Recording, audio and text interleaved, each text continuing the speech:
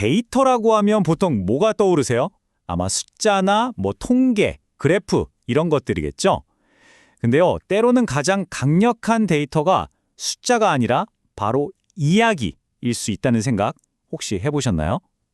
오늘은요, 바로 이 평범한 대화 속에 숨어있는 진실, 또 개인의 경험에 담긴 아주 깊은 통찰력, 바로 그 이야기를 데이터로 삼는 아주 특별한 연구 방법에 대해서 한번 깊숙이 파고들어 보려고 합니다. 캐스 힐의 이 기억 정말 공감되지 않나요? 어릴 때 할머니나 이모한테 들었던 옛날 얘기들 다들 하나쯤은 있으실 거예요. 바로 이런 기억이 우리가 세상을 배우고 또 우리 자신을 이해하는데 이야기가 얼마나 중요한지를 딱 보여주는 거죠. 생각해보면 우리 가족의 역사, 우리 집의 가치관, 심지어 나의 정체성까지도 다 이런 이야기들을 통해서 배우는 거잖아요.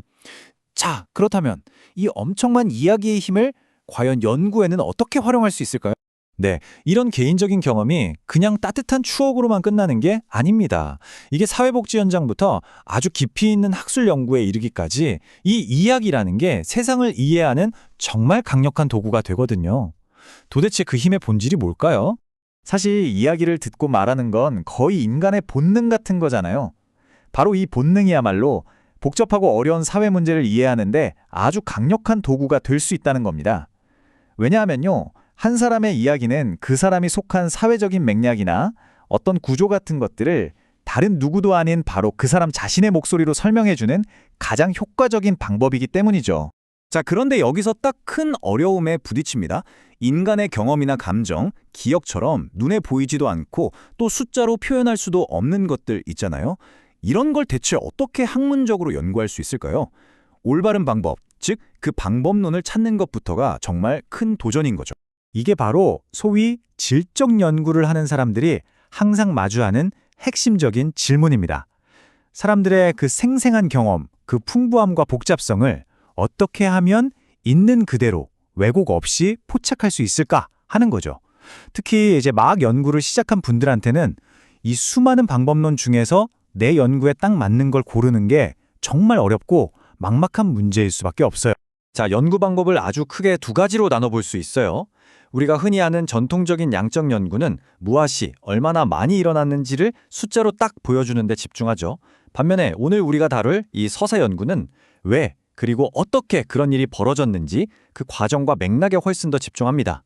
그러니까 애초에 다루는 데이터의 형태부터가 완전히 다른 거예요. 이제부터 두 가지 실제 사례를 보면서 이 서사 연구가 실제로 어떻게 작동하는지 아주 구체적으로 들여다보겠습니다. 그 해답 중 하나가 바로 여기 보이는 서사 탐구라는 겁니다. 이건요, 그냥 이야기의 내용만 듣고 끝나는 게 아니에요.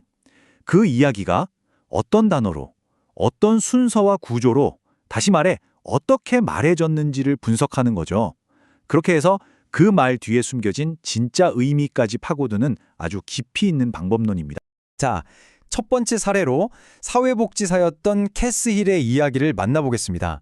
그녀가 과연 어떤 과정을 거쳐서 이 서사 연구라는 방법에 다다르게 됐는지 그 여정을 한번 같이 따라가 보시죠.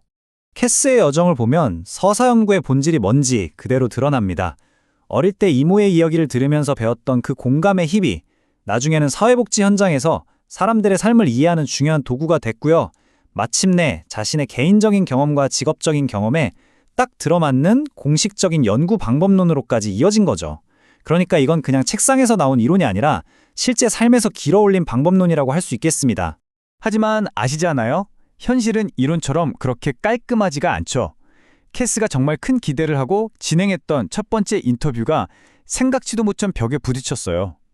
인터뷰 참여자가 자신의 진솔한 이야기를 하는 대신에 마치 로봇처럼 자기가 속한 기관의 마케팅 홍보 문구 같은 것만 줄줄 읊어대는 거예요. 바로 이 지점에서 캐스는 아주 중요한 깨달음을 얻습니다. 아, 내가 그냥 한 발짝 떨어져 있는 냉정한 연구자로만 있어서는 안 되겠구나. 진짜 이야기가 자연스럽게 흘러나오게 하려면 먼저 인간적인 관계를 만들고 서로 편안하게 느낄 수 있는 대화의 공간을 함께 만들어야 하는구나 하고 말이죠. 자, 그럼 이제 두 번째 사례로 넘어가 보겠습니다. 제프 버루즈라는 사람의 이야기인데요. 이 사람의 여정은 캐스와는 아주 다른 관점에서 시작됩니다.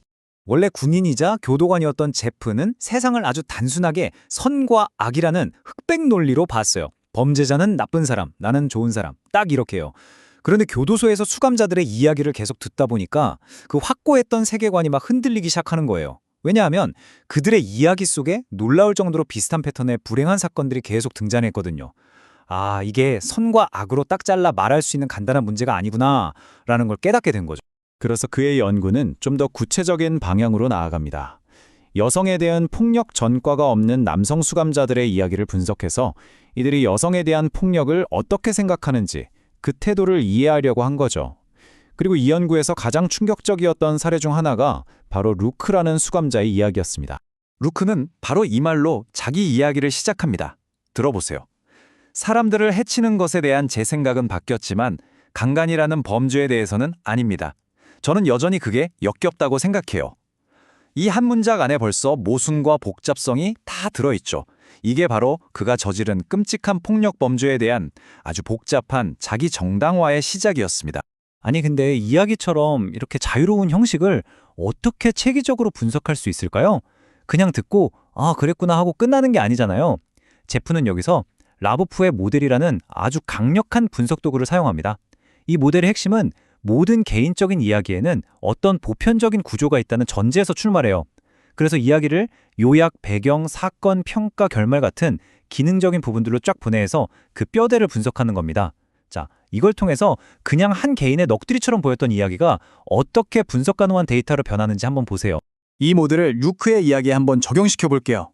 정말 놀라운 사실이 드러납니다. 그는 먼저 생각은 바뀌었지만 일하는 요약 부분으로 자기가 꽤 합리적인 사람인 것처럼 포장을 해요. 그리고 학대당했어요 라는 배경을 제시하면서 듣는 사람의 동정심을 유발하죠. 그러고 나서 핵심 사건을 묘사한 뒤에 여전히 그게 역겹다고 생각해요 라는 평가를 덧붙여요. 이걸 통해 자기의 폭력이 마치 정의로운 심판이었던 것처럼 뉘앙스를 풍기는 겁니다.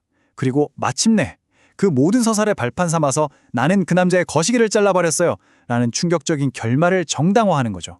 모든 문장이 정말 치밀하게 계산된 기능을 하고 있는 겁니다.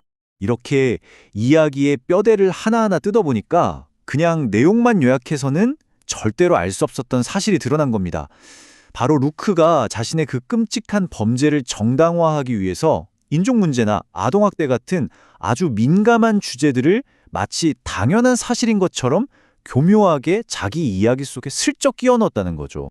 자, 지금까지 캐스와 제프, 이 두 사람의 여정을 함께 따라와 봤는데요. 이제 이 두 이야기를 종합해서 서사 연구라는 방법이 도대체 왜 중요한 건지 핵심만 딱 정리해 보겠습니다. 결국 서사 연구의 핵심은요, 사람에 대한 존중이라고 할 수 있어요. 캐스의 경우처럼 연구 참여자와 인간적인 관계를 맺고 그들의 목소리 자체를 연구의 가장 중심에 두는 거죠. 그리고 제프가 루크의 사례에서 보여준 것처럼 그냥 겉으로 드러나는 내용뿐만 아니라 그 이야기의 구조를 면밀하게 분석해서 그 뒤에 숨겨진 모순이나 복잡한 동기까지 발견하게 해주는 겁니다. 이게 바로 서사 연구가 가진 진짜 힘이죠. 결국 한 사람의 경험을 가장 깊이 제대로 이해하는 방법은 다른 게 아니라 그 사람이 직접 들려주는 이야기에 진심으로 귀를 기울이는 겁니다. 그러니까 여러분도 다음에 어떤 통계나 데이터를 보게 되면요. 그냥 지나치지 마시고 잠시 멈춰서 이 질문을 한번 던져보세요. 이 숫자들 뒤에는 과연 어떤 사람들의 어떤 이야기가 숨어 있을까 하고 말이죠. 어쩌면 그 안에 진짜 진실이 숨어 있을지도 모릅니다.